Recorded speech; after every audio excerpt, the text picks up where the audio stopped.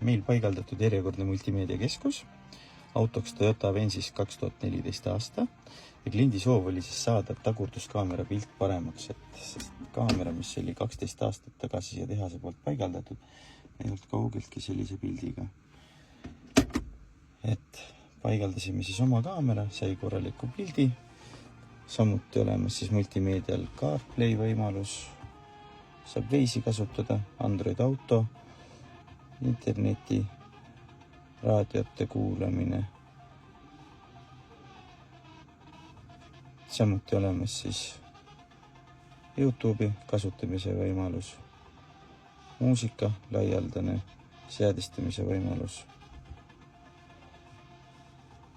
Samuti siis olemas Google Maps, oma raadio, nii et üks hea järjekordne multimeediakeskus autosse paigaldatud.